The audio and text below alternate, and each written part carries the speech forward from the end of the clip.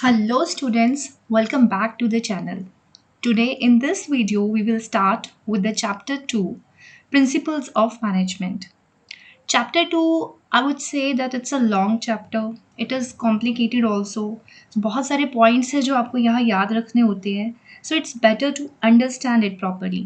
आप सारे points को अच्छे से समझ लीजिए so that आपको cramming नहीं करनी पड़े और आप अपने एग्जाम्स में अच्छे से अपने आंसर्स को लिख सको.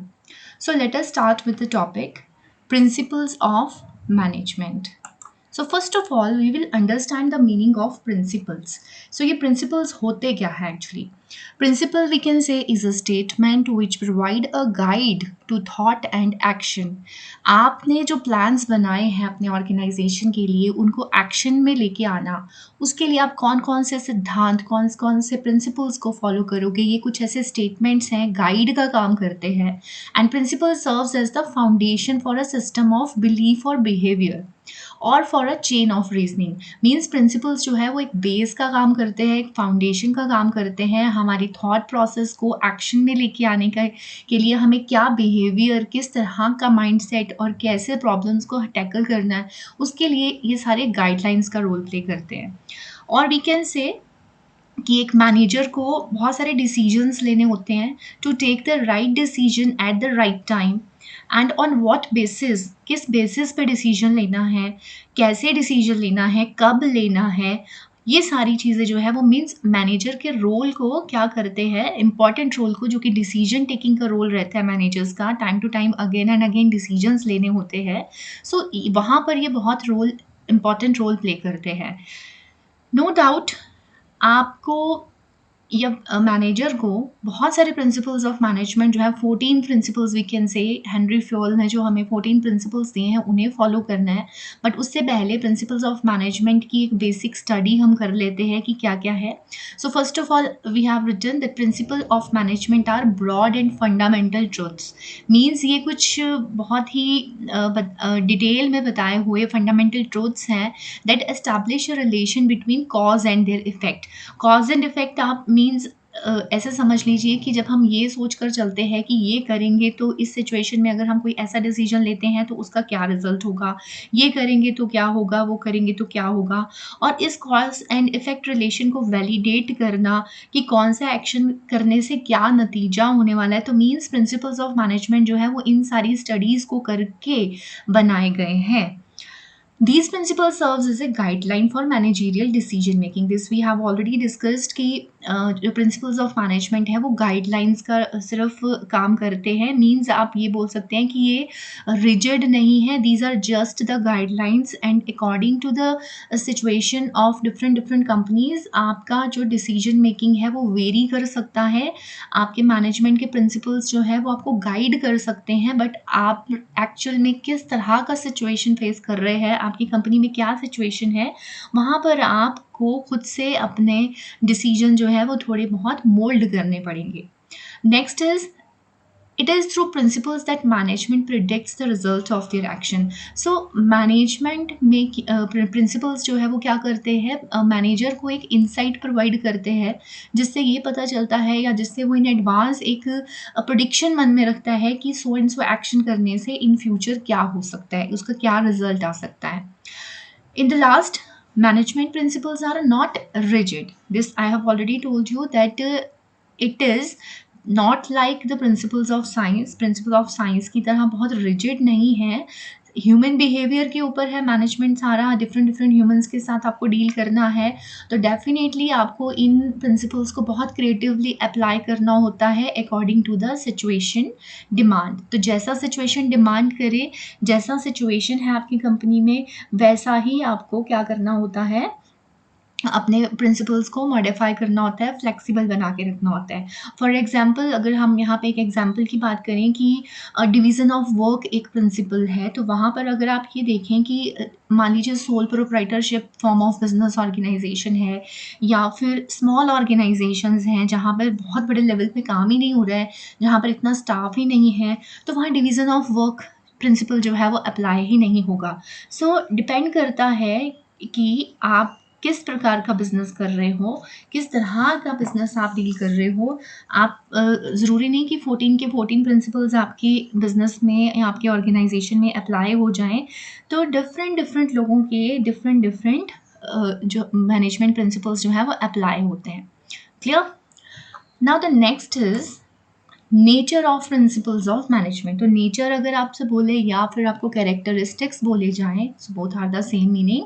सो first of all, first feature और nature is universality. So universality का मीनिंग यहाँ पे क्या रहेगा, that these principles of management are applied to all types of organisations. So universal validity कैसे प्रूव होती है कि ये सभी तरह के ऑर्गेनाइजेशंस में, again whether it is profitable, whether it is non profitable organisation, whether the large enterprises और द स्मॉल एंटरप्राइजेज, कहीं पर भी कैसा भी आपका बिजनेस एनवायरनमेंट हो, ये प्रिंसिपल्स ऑफ मैनेजमेंट जो है यूनिवर्सल है, ये सब जगह अप्लाई होंगे। नो डाउट फ्लेक्सिबल है, उनको आप मॉडिफाई करोगे, बट सेम आप अप्लाई सब कुछ करोगे। So these principles are universal and it can be applied in different managerial situations. Next point is general guidelines. So आप बोल सकते हो कि ये general guidelines हैं, because आप ऐसा नहीं है कि कहीं पर आपको कोई situation face करनी है और आपने इन गाइडलाइंस को पढ़ा और आपको लगेगा कि इसमें सॉल्यूशन निकल के आ गया। नो, तो ये रेडीमेड सॉल्यूशन प्रोवाइड नहीं करते हैं, these are just the guidelines to solve the problem. So कैसे कर रहे हैं ये कोई रेडीमेड सॉल्यूशन नहीं है, जैसे कि मैंने बोला। तो this is so because real situation जो है, रियल बिजनेस सिचुएशन जो है वो कैसी होती है, it is sometimes very complex also, sometimes very dynamic also, because हमारा बिजनेस एनवायरनमेंट यू नो कि बहुत डायनामिक है, बहुत जल्दी जल्दी चेंज होता है। तो बहुत सारे फैक्टर्स पर डिपेंड करता है आप किस प्रकार से अपने प्रिंसिपल्स को अप्लाई करते हो अपनी ऑर्गेनाइजेशन में। So these are just the guidelines. Next is human behavior. So for human behavior we can say that mainly ये behavioral है, human behavior से डील करना पड़ता है और हमेशा ये influenced रहता है with the behavior of the human beings. यहाँ पे आपको या एक मैनेजर को क्या करना होता है, इन प्रिंसिपल्स का इस्तेमाल करते हुए अंडरस्टैंडिंग बनानी पड़ती है in the relationship between the humans and the material resources. जो भी मटीरियल रिसोर्सेज आपको अवेलेबल है उनमें और ह्यूमन रिसोर्सेज में जो एम्प्लॉयज़ हैं उनमें आपस में एक प्रॉपर अंडरस्टैंडिंग और एक अच्छा रिलेशन कैसे मेंटेन करना है to accomplish the organisational goals, जो ये बहुत इंपॉर्टेंट रहता है। सो यहाँ पर आप बोल सकते हो कि मैनेजर को क्या करना पड़ता है, मैनेजमेंट और वर्कर्स और एफिशिएंसी और इन सब के बीच में एक हार्मनी मेंटेन करके रखना। सभी का स्वभाव, क्योंकि वी कैन अंडरस्टैंड कि सभी का बिहेवियर, सभी का स्वभाव जो है वो एक दूसरे से डिफरेंट होता है, सबका नज़रिया जो है वो डिफरेंट होता है। तो सभी के बिहेवियर में सुधार करते हुए अपनी ऑर्गेनाइजेशन के गोल्स को अचीव करना प्रिंसिपल्स ऑफ मैनेजमेंट का एक बहुत इंपॉर्टेंट रोल रहता है। तो वी कैन से कि इट इज़ ह्यूमन बिहेवियर और ये वेरी करता है company to company. Next one is created by practice and experimentation. So again we can say कि ये कोई एक दिन में या एक रात में complete हुआ principle नहीं है. It has taken a long period of time to be created. तो बहुत लंबा समय लगा है इनको create करने के लिए. So how can we say this? We can say this because scientists जो है through research and experiments, knowledge और एक्सपर्टीज़ से डेवलप किए हैं ये प्रिंसिपल्स। तो फ्योल ने अगर आपको 14 प्रिंसिपल्स दिए हैं तो इट डजंट मीन कि वो एक ही दिन में तैयार हो गए।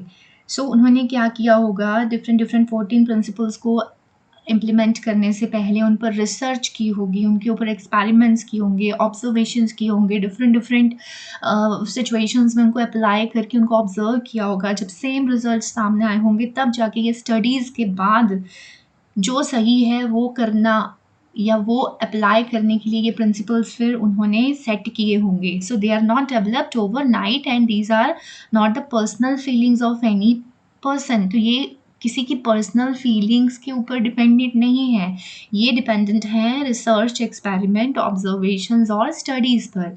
एनालाइज किया गया है सिचुएशंस को, एक्सपीरियंस किया गया है, then they are developed. So these, we can say, these are developed only after deep and thorough research work. For example, it is a matter of, we can say, common experience that discipline is crucial to achieve in any purpose. तो किसी भी company में या organisation में discipline जो है वो किस तरह से मेंटेन होगा, ये एक बहुत इंपॉर्टेंट फैक्टर रहता है. तो उसके ऊपर भी रिसर्च की होगी कि किस तरह से सभी लोगों को डिसिप्लिन में रखा जाए. So definitely, so it's again a principle of discipline. तो ये डिसिप्लिन मेंटेन करना, डिसिप्लिन कैसे होगा, उसके ऊपर भी रिसर्च की होगी. Next is dynamic and flexible. So flexible हम ऑलरेडी बोल चुके हैं. डायनामिक मीन्स, डायनामिक का मीनिंग पहले भी डिस्कस हो चुका है कई बार. डायनामिक मीन्स जो चेंज होता है, जल्दी जल्दी चेंज हो जाए, क्योंकि हमारा सराउंडिंग जो है, हमारा बिजनेस एनवायरनमेंट जो है वो बहुत जल्दी जल्दी चेंज होता है. So these principles are not rigid, ये फ्लेक्सिबल हैं. फ्लेक्सिबल मीन्स ये किसी भी रिजिड प्रिस्क्रिप्शन को नहीं अप्लाई करते हैं यहाँ पर, which have to be followed absolutely, because जैसे गाइडलाइंस बनाए गए हैं आप उनको एब्सोल्यूटली वैसा नहीं यूज़ कर सकते. They are flexible and can be modified by the manager when the situation demands. तो जब भी सिचुएशन डिमांड हो, वैसा ही मैनेजरियल प्रॉब्लम्स को सॉर्ट आउट करते हुए उन्हें मॉडिफाई करना पड़ता है.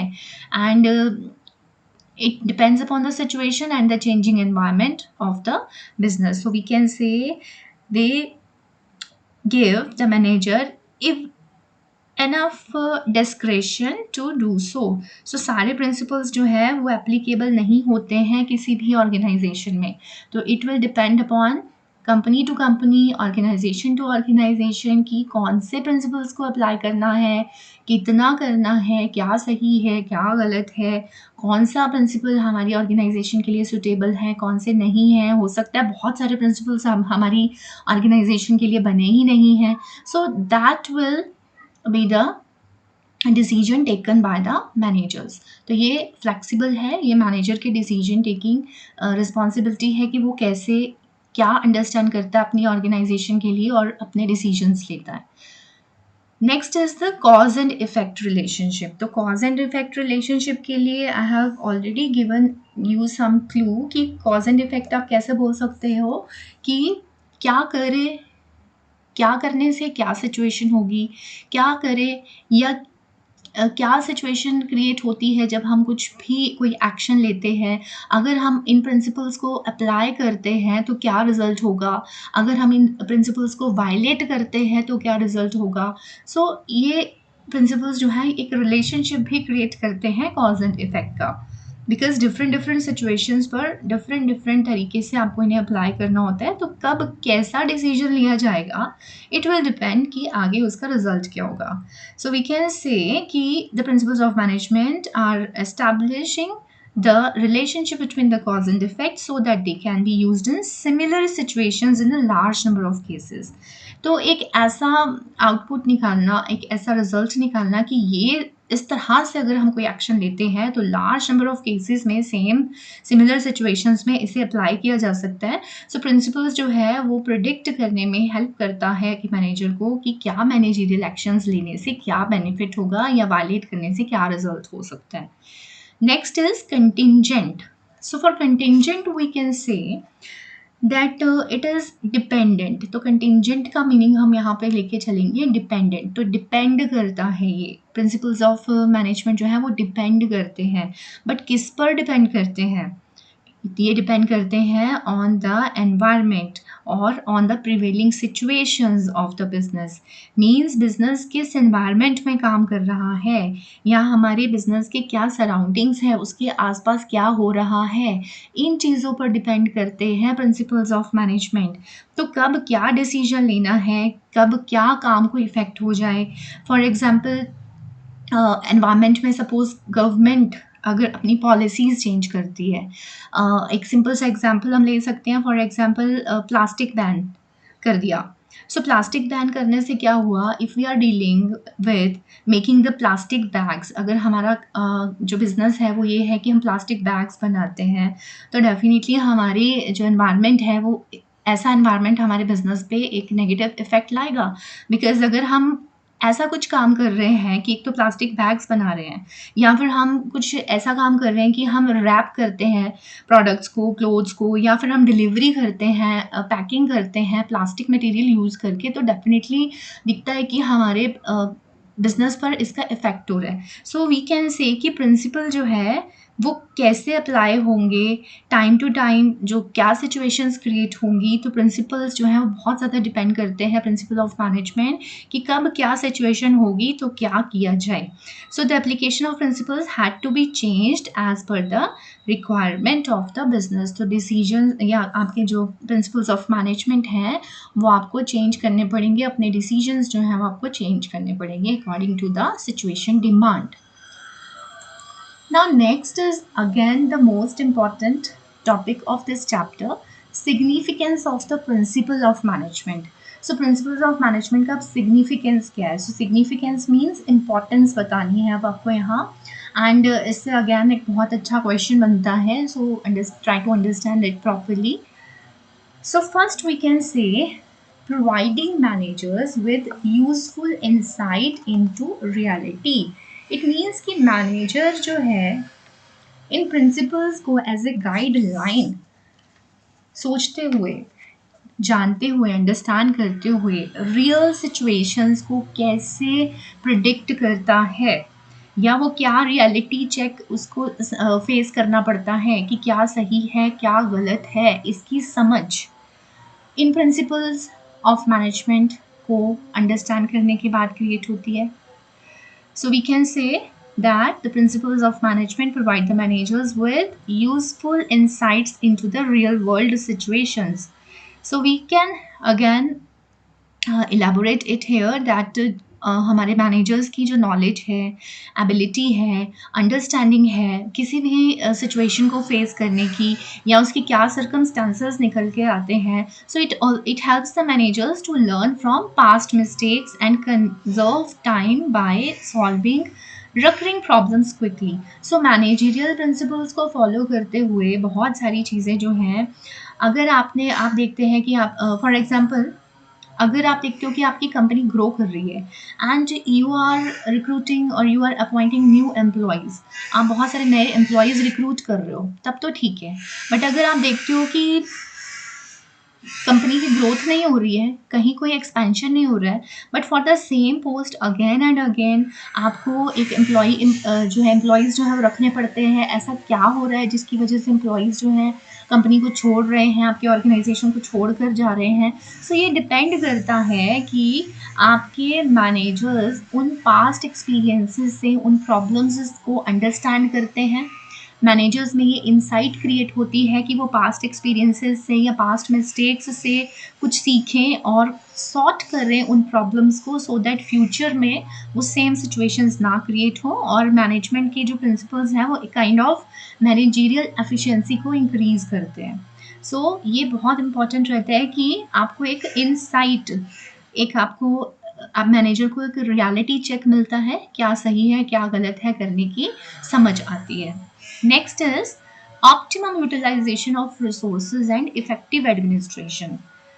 सो रिसोर्सेज अगर देखा जाए तो किसी भी ऑर्गेनाइजेशन में कैसे कैसे रिसोर्सेज होते हैं, ह्यूमन रिसोर्सेज होते हैं, मटेरियल रिसोर्सेज होते हैं, फाइनेंशियल रिसोर्सेज होते हैं, एंड ये रिसोर्सेज जो हैं these are available with the company in very limited amount, तो बहुत लिमिटेड होते हैं, आपको उन्हीं जो आपके पास अवेलेबल रिसोर्सेज हैं उन्हीं में काम करना होता है। एंड कोशिश क्या होती है एक ऑर्गेनाइजेशन की, that they should be put to optimum use, कि अच्छे से सबका यूज़ हो सके without the wastage, with minimum wastage, maximum benefit and minimum cost also. So ये कोशिश रहती है, so they have to be put to optimum use, but we mean that resources should be put in such a way, तो कोशिश क्या होनी चाहिए कि resources को इस तरह से इस्तेमाल किया जाए कि मैनेजर जो है वो ऑलरेडी इन एडवांस में ये बात समझ जाए कि जो भी इम्पॉर्टेंट डिसीजन लिया जाए, जो भी इंपॉर्टेंट डिसीजन लिया जाए इन प्रिंसिपल्स ऑफ मैनेजमेंट को माइंड में रखते हुए ये वेस्टेज को ख़त्म करे, मैक्सिमम आउटपुट दे, मिनिमम कॉस्ट हो, या मीन्स मैक्सिमम प्रोडक्शन हो। सो ये कैसे होगा? For example optimum utilisation of resources कैसे हो सकती है? फॉर एग्जाम्पल एक प्रिंसिपल है हमारा डिफरेंशियल पीस वेज सिस्टम करके एक प्रिंसिपल है। यहाँ पर क्या किया जाता है, यहाँ पर जो जितने एम्प्लॉयज़ जो है जो जितना ज़्यादा काम करेंगे उनको उनके वर्क कैपेसिटी के हिसाब से, उनको के आउटपुट के हिसाब से, उनकी परफॉर्मेंस के हिसाब से उनको वेजेस दिए जाएंगे। सपोज़ अगर एक दिन में अगर आप टारगेट देते हो अपनी वर्कर्स को कि आपको 20 यूनिट्स बनाने हैं, और अगर आपने ये टारगेट सेट किया है कि 20 यूनिट्स एक स्टैंडर्ड परफॉर्मेंस रहेगा, अगर 20 यूनिट्स कोई बनाता है तो आप उसको 10 रुपीज़ पर यूनिट के हिसाब से अगर सपोज़ आप दे रहे हो, और आप ये कहते हो कि अगर कोई मान लीजिए कोई एम्प्लॉय 20 से कम यूनिट्स बनाता है तो आप उसको कम पे करोगे 8 रुपीज़ पर यूनिट के हिसाब से। अगर कोई 20 बनाता है तो डेफिनेटली 10, अगर 20 से ज़्यादा बनाता है 25 यूनिट्स, किसी ने बहुत मेहनत करके 25 यूनिट्स बना दिए, सो आप एक ऐसा ऑफ़र रख सकते हैं कि आप 15 रुपीज़ के हिसाब से पे करोगे पर यूनिट। सो इससे क्या होगा कि आपके जो ह्यूमन रिसोर्सेज हैं वो मैक्सिमम काम करने के लिए तैयार होंगे, मोटिवेटेड रहेंगे। सो आपने ह्यूमन रिसोर्स से पूरी तरह से काम लेना यहाँ पे कोशिश किया है। सो क्या बोल रहे हैं हम यहाँ पे कि डिफरेंशियल पीस वेज सिस्टम जो है वो इसी तरह से काम करता है कि आपके जो ह्यूमन रिसोर्सेज है वो मैक्सिमम यूटिलाइज हो जाए, फिजिकल रिसोर्सेज का भी इस्तेमाल हो जाएगा और आपका काम भी हो जाएगा। Next is scientific decisions. So the management decisions must be based on facts and should be justified in terms of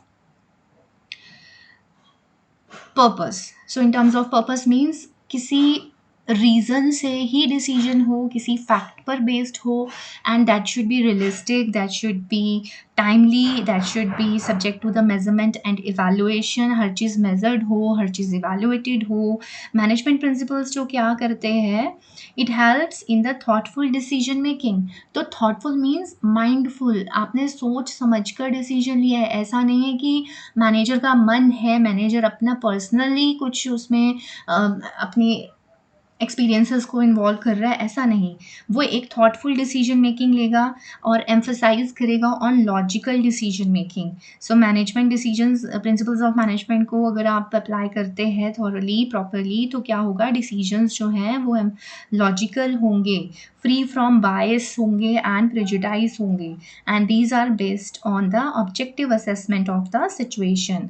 ठीक है। सो यहाँ पे हम क्या कर सकते हैं कि हमेशा अगर आप कुछ अचीव कर रहे हो अपनी ऑर्गेनाइजेशन में तो ऐसा ज़रूरी नहीं है, हो सकता है कभी लक बाय चांस आपका कोई, आपने कोई अचीवमेंट कर लिया, लेकिन ऐसा हर बार नहीं होगा, है ना।